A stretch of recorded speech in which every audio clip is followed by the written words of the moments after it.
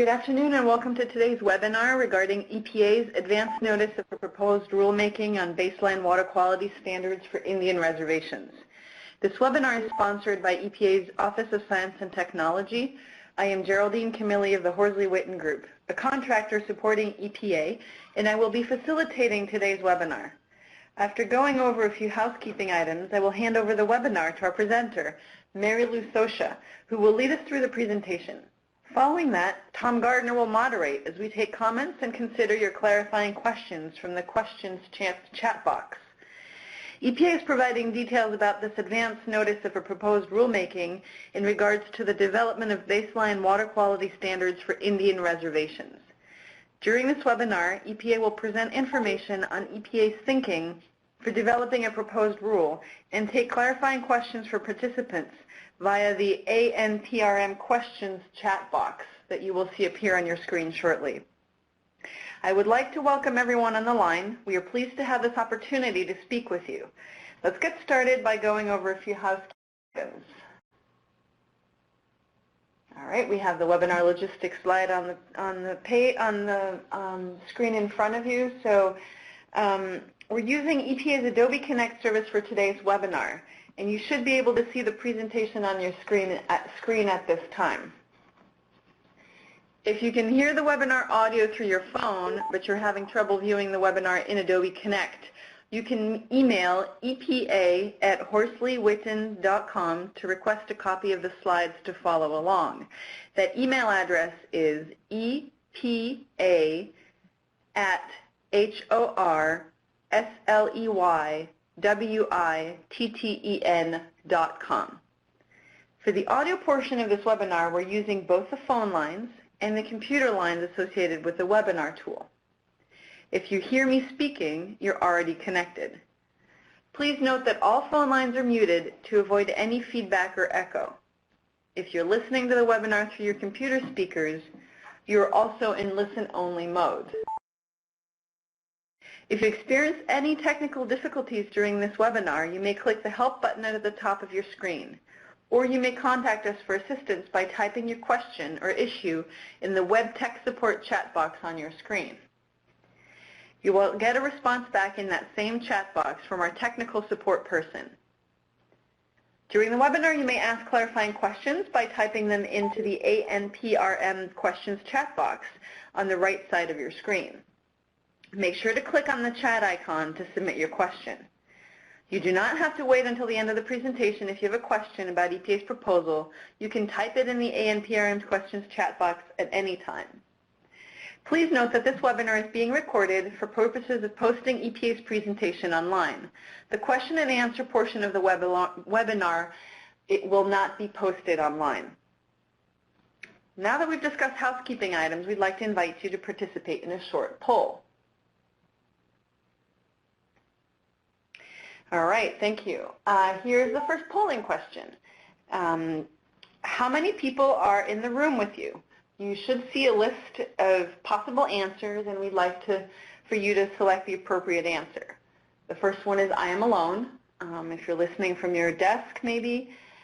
Second answer, 2 to 4 of you including yourself, 5 to 9 for the third response.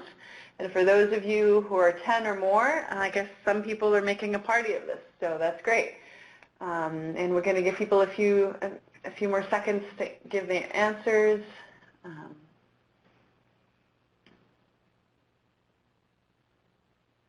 Again, this is just to get a sense of how many of you are out there listening to this webinar. I think we can move on to the next polling question. Looking to find out who's listening, and so it would be helpful if you could answer this question. Which entity do you represent? Are you a tribe, state, municipality, maybe an NGO? Do you work for EPA or some other federal agency, or are you just an interested private citizen that wants to find out more? If none of these categories work for you, you can also click the other box. And we'll give people a little bit of time to answer that question. This is just helpful for EPA to know who's listening and who's interested in these types of webinars.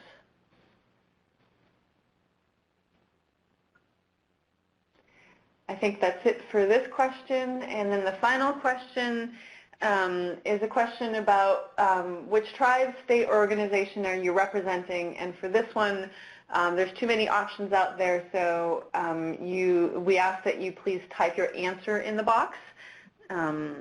We couldn't anticipate all the entities out there.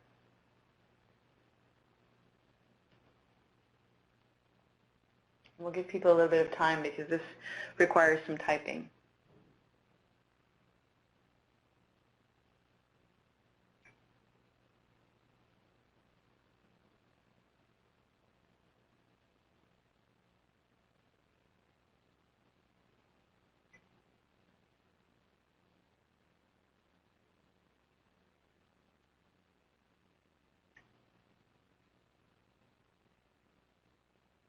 Okay, I think maybe another 5 seconds and then we'll close this poll.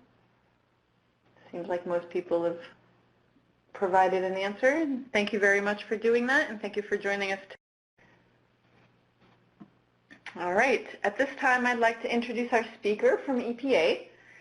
Mary Lou Socha is leading the development of the proposed baseline water quality standards rulemaking, and she is the Columbia River Coordinator for the US EPA Region 10 Office of Water and Watersheds. Mary Lou also provides senior EPA representation on Columbia River forums, including the Columbia River Federal Caucus and Columbia River Treaty. She led the collaboration for the Oregon Clean Water Act Water Quality Standards Human Health Criteria, which is the most protective state human health standards in the U.S. And since 2013, Mary Lou has led the collaboration with Idaho tribal governments to address Idaho human health criteria revisions and develop the Idaho Tribal Fish Consumption Survey. After the presentation, Mary Lou will be joined by Tom Gardner, who will moderate your comments and questions. Tom Gardner is an environmental scientist with EPA's Office of Science and Technology. Tom has been with EPA since 1990. He's worked in the NPDES program in Region 6, was on detail of the state of Nevada in 94, and has been working in water quality standards at EPA headquarters since 98. And listed on this slide are also a few additional EPA staff that will be providing question support at the end of this webinar once the presentation is over. All right.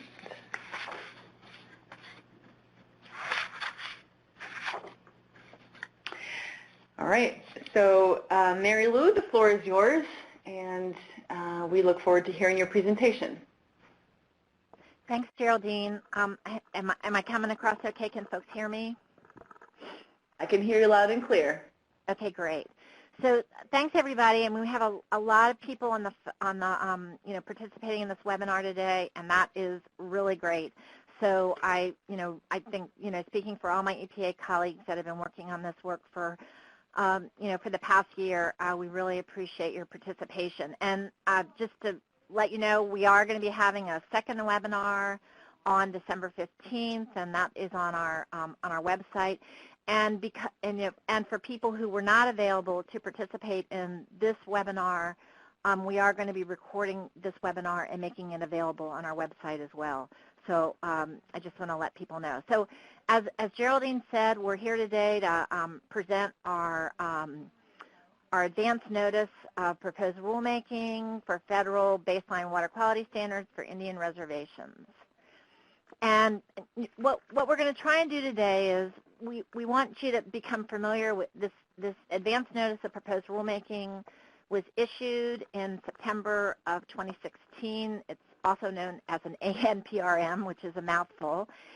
And we want you to become familiar with that. We want to share information about it. We want to answer your questions because we're really hoping to get, our ANPRM asks a lot of questions out there to the public, to tribal governments, to state governments, to other public entities and private entities. And we want to provide information to help you give us comments. The comment date, we're going to talk a little bit about that in the end of this, but I think it's important to mention it right now. The deadline we've set is December 28th, and we're hoping this conversation today will, help answer your questions and help you understand, the questions we're trying to answer so that you can get us some good comments back. We're going to do our best today to take notes on any discussion and any issues that you may present, but we're really interested, we really recommend that your written comments be sent to the public record as well. So moving on to the next slide, basically what we're going to talk about today is we're going to talk about why baseline standards, what is an ANPRM, what is the potential coverage that could be proposed in a future rulemaking, and what is our current thinking and what are the options for potential baseline water quality standards. And these wrap around, the framework and the structure of water quality standards within the Clean Water Act, which are designated uses, water quality criteria, anti-degradation requirements, implementation provisions. And then we're going to provide guidance and on how formal comments can be submitted. So why baseline standards? Basically, EPA has identified that there is a gap right now in water quality standards for Indian reservation waters. And that gap has led us to explore a future potential rulemaking which would establish federally promulgated standards for Indian reservations that do not currently have Clean Water Act effective water quality standards. Right now, we have fewer than 50 of over 300 tribes in the United States with Indian reservations which have Clean Water Act effective water quality standards. If EPA was going to promulgate these federal standards one at a time, it would take many years, and it would be a very, very difficult process. And then we also recognize folks may be familiar with treatment of state, and I'm going to talk a little bit about our streamlined TAS or treatment of state process, but we recognize that not all tribes may seek TAS for many different reasons, and many tribes may experience obstacles or, it just might not be available for them to establish their own Clean Water Act effective water quality standards.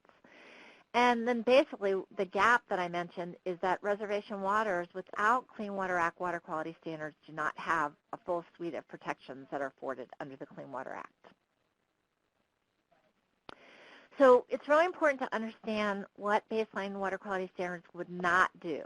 So currently right now, EPA generally issues NPDES permits on reservation waters, and we are going to continue to issue them if we were to have future baseline water quality standards.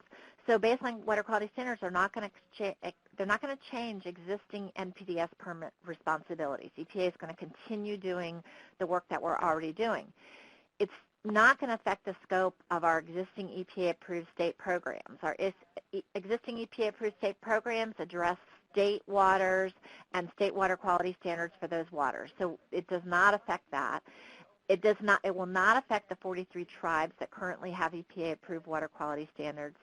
And it certainly won't diminish a tribe's ability to apply for TAS and establish their own water quality standards. We actually see baseline water quality standards as an incremental step to help a tribe move toward TAS. And once they would get TAS, the tribal water quality standards would supersede any federal baseline water quality standards. So EPA has a tribal trust responsibility to Indian tribes, and this ANPRM is part of a broader effort and a really long-term effort that we've been working on to narrow gaps in clean water effective water quality standards coverage in Indian country. And many people may know that when the Clean Water Act was passed in 1972, it was really focused on the EPA-state relationship. And the 1987 amendments, we clarified that, and we've really been working. I mean, it's been a catch-up for all these years, and we've been trying to work to address, our trust responsibility to tribal governments and our Clean Water Act responsibility for tribal waters. And two really important work efforts that were undertaken this past year that we're really, really proud of at EPA is we issued a revised interpretation of the Clean Water Act tribal provision And also in September 26th, we issued a revised interpretation for treatment of Indian tribes as states for purposes of 303D of the Clean Water Act. So we're really working on how we, address, just the way we originally set up the Clean Water Act to narrow those gaps and get Clean Water Act coverage in Indian country. We're also working on tools to assist tribes and tribal governments to obtain Clean Water Act effective water quality standards, and that includes our streamlined TAS application process. We're working on model water quality standards, and we have a human health criteria calculator. And later in the presentation, I'll be providing some websites where you can get access to information on all these work efforts. So why an ANPRM? So at the top of this slide, there's a timeline chart that shows that from 1999 to 2003, EPA worked on a core standards effort. And then from 2015 to 2016, we worked on baseline water quality standards where we did consultation and coordination. And as I said earlier, we published an ANPRM in September 2016 that provides details of what a potential proposed rule might look like and invites input. It was signed and published. It was signed by our administrator and published in September 2016. We're right in the middle of the public notice period right now, and we are really hoping that this process gives us an opportunity to engage with tribes and states, on the concept of a proposed rulemaking, a future proposed rulemaking, and obtain tribal, state, and other perspectives. We've been working really hard, had a lot of conversations with a lot of people over the past year, but there's a lot of answers that we are asking for. We are asking people, what do you think about this? What do you think about that? And I'm going to talk through some of those, and maybe some things we didn't think about that didn't come to us, that other people have out there in work you're doing that we need to be aware of or we need to understand. So we really want to understand and identify potential issues before we move on to a future potential rulemaking. And the link is provided here in this slide on where the ANPRM can be accessed and comments can be submitted through the docket. And again, we'll mention about that again at the very end of the presentation. So what's the coverage? Where would these potential baseline standards apply? So one of the questions we're asking is whether these should apply to all Indian reservations right now that currently do not have Clean Water Act effective water quality standards. And these would include waters in formal reservations, and waters and lands that are not located within formal reservations that are held in trust, so tribal trust lands. And then, really importantly, are there concerns from a particular tribe where they would not want to be included in a final rule? And that's a really important, and that's something we want to hear. In addition to the automatic exclusions that I'm going to run through in a minute, we're also interested in, are there other exclusions out there where federal baseline water quality standards do not apply? And the automatic exclusions that we know about right now are Indian reservation waters where the tribe has already adopted Clean Water Act effective water quality standards through the Treatment of State program, instances where EPA has approved states to adopt water quality standards on reservations or on parts of reservations, and Indian reservation waters for which EPA has promulgated other federal reservation-specific water quality standards. So we're asking, are there other exclusions that we need to be thinking about, we need to know about, and we would appreciate public input on that. So this chart this PowerPoint right here, slide number 9, gives us potential coverage right now of baseline water quality standards.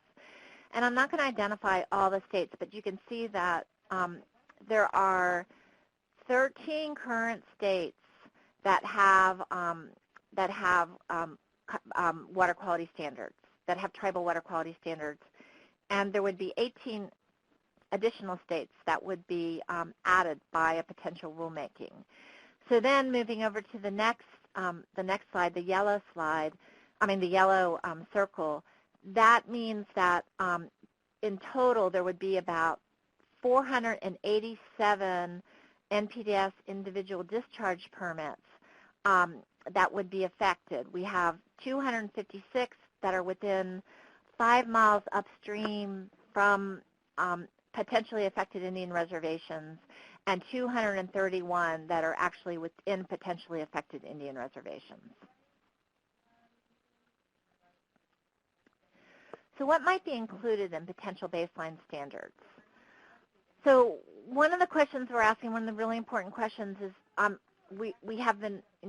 should we have one set of water quality standards that apply universally to the tribal reservation waters?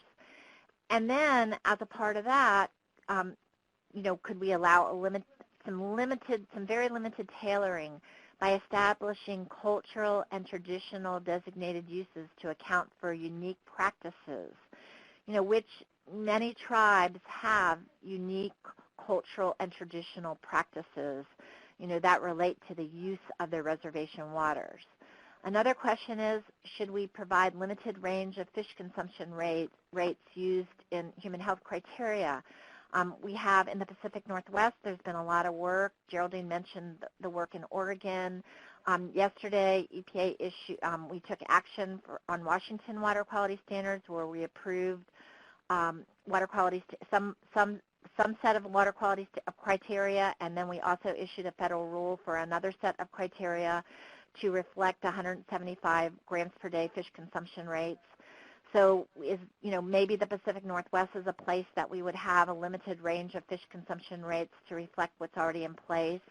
And then another tailoring should we look, tribes have identified, the need to recognize and to protect high quality and outstanding waters. So would there be an opportunity to provide greater protection for high quality and outstanding natural resource waters that are of great importance to tribes through the anti-degradation component of water quality standards?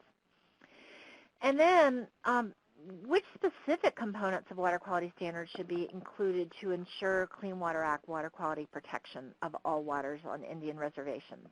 And we're going to go into some details on that in the following slides.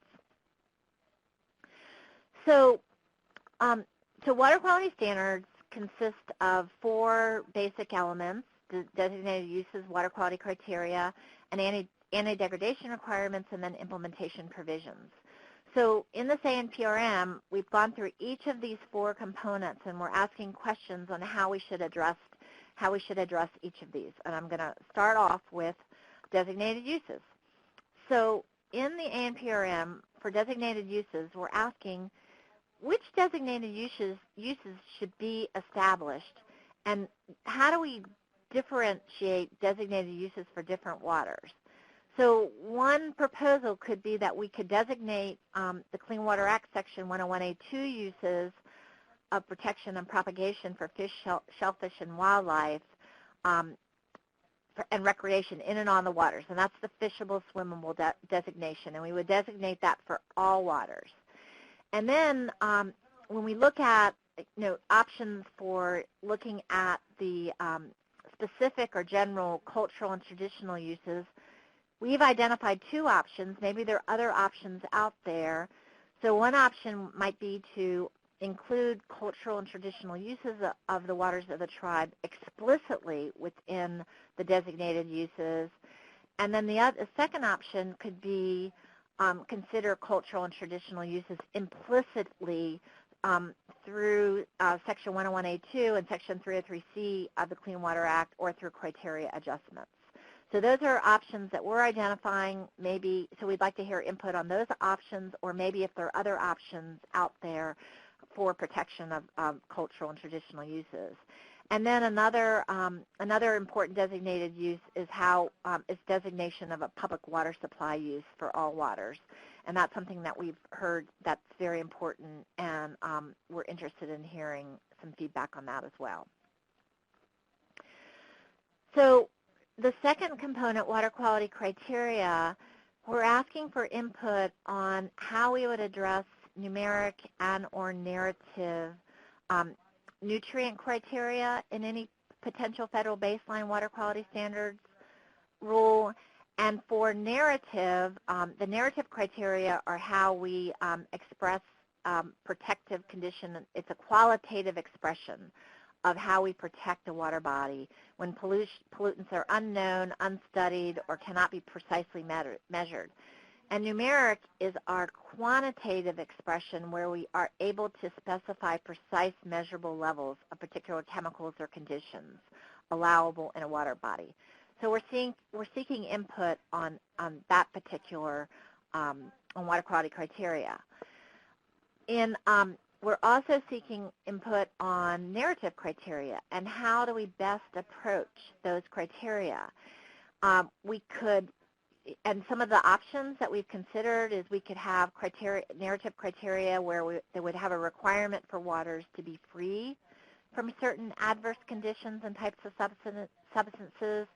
You know, per our long-standing EPA guidance, we could have narrative criteria to protect cultural and traditional uses, narrative criteria for downstream protection per recent EPA guidance that we've developed concurrently with the states. EPA has been working on narrative wetland water quality standards, and that's something that could be considered. And then also, we heard a lot of input through our consultation process, our pre-consultation and consultation process about temperature, about concerns about temperature, and narrative temperature criteria that is protective for the most sensitive species is something else that could be considered. So those are all things that we're seeking input on in this ANPRM. For numeric criteria, I mentioned earlier the fish consumption issue, and so specifically we're looking, you know, we have under section Clean Water Act section 304A, on our human health and aquatic life criteria, we have specific numeric criteria.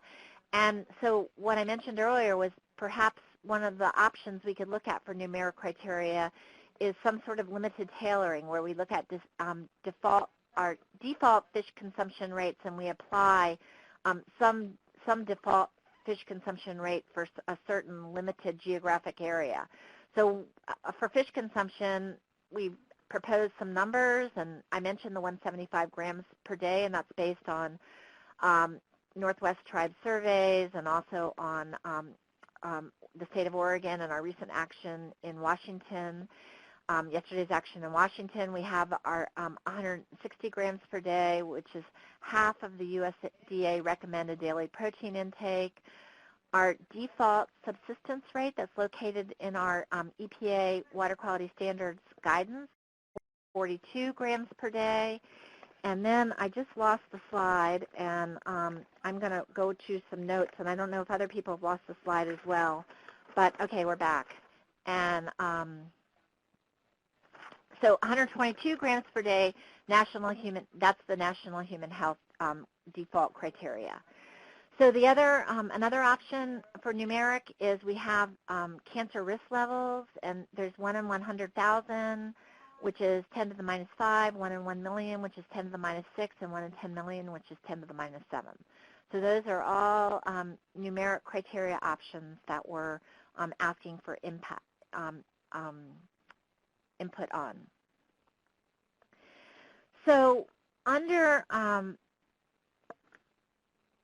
want to make sure my screen is kind of messing up, so I want to make sure the next slide is right. Slide number 17. Okay, going back. Anti-degradation. Okay, third component, anti-degradation.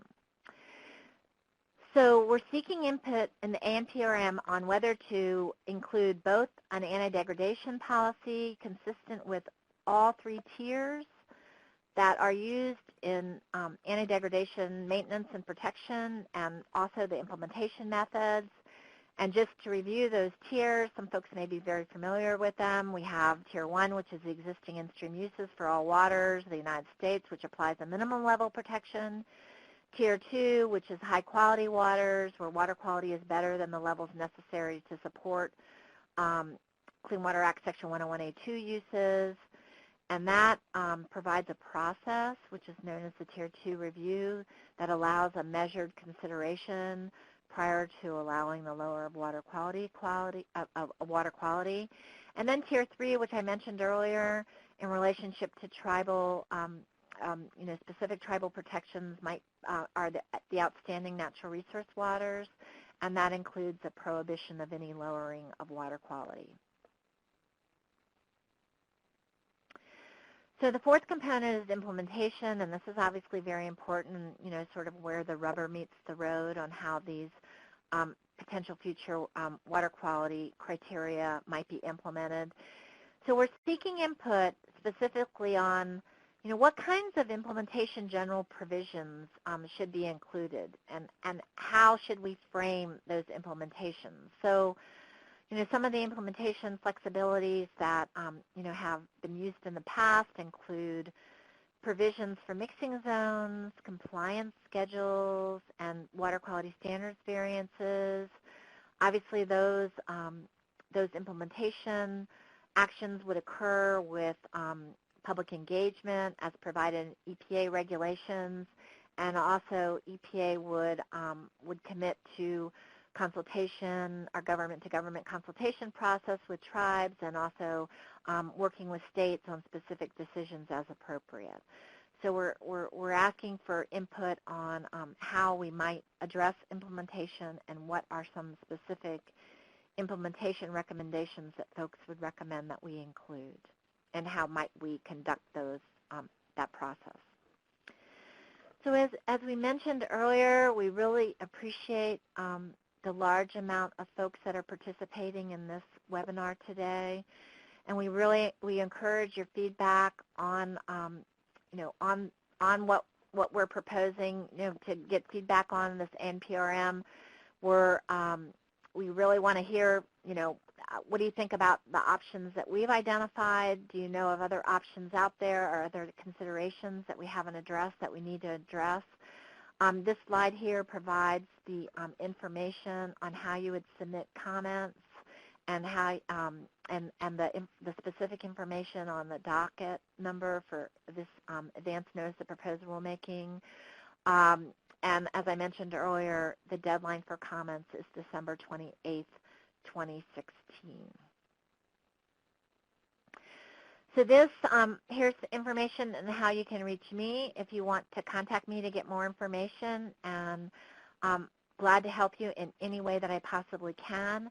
There's also the contact for our website for the advance notice of proposed rulemaking, and we also have a website for environmental protection in Indian country, which identifies some of the important work efforts that I mentioned, tribes and water quality standards, the Clean Water Act and water quality standards, and that is where you can get information on our guidance and other work efforts, and then aquatic and human health criteria. So there's some resources for if folks want more information, and then we stand ready to provide additional information to help you.